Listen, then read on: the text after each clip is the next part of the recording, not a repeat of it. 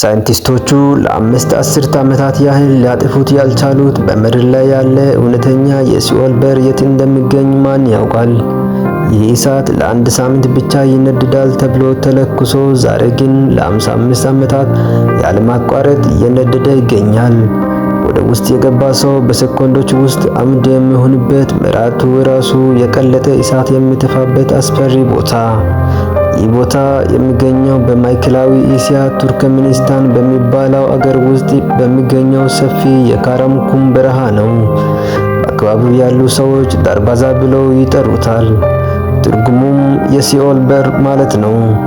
በረሃው ሙሉ በሙሉ ጨለማ በሚሆንበት ጊዜ ይህ ጉድጓድ የሚለቀው ብርሃን ከብዙ ኪሎ ሜትሮች ርቀት ላይ በግልጽ ይታያል። ታሪኩ የሚጀምረው በ1971 ነው። በወቅቱ አካባቢውን ያስተዳድር የነበረው የሶቪየት ህብረት የሩሲያ ጂኦሎጂ ባለሙያዎች በረሃ ውስጥ ከፍተኛ የነዳጅና የተፈጥሮ ጋዝ ክምችት እንዳለ ይገምታሉ። ፍለጋቸውን ለመጀመር ትላልቅ ማሽኖችን ተክሎ መቆፈር ጀመሩ። ነገር ግን ሳይንቲስቶቹ ያልጠበቁት ነገር ተከሰተ።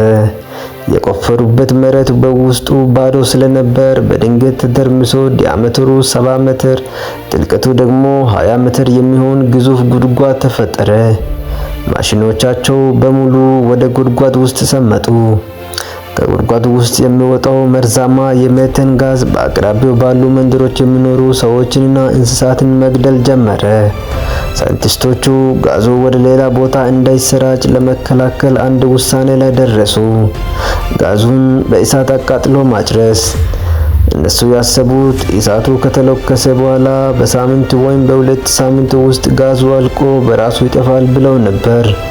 ነገር ግን ስህተት ሰሩ። ያ በ1971 የተለኮሰው እሳት ሳይንቲስቶቹንም የሶቪየት ህብረትንም አልፎ ዛሬ በ2026 ዓመተ ምህረትም እየነደደ ይገኛል። ከ50 ዓመታት በላይ መሬቱ እሳት እየተፋ ይገኛል።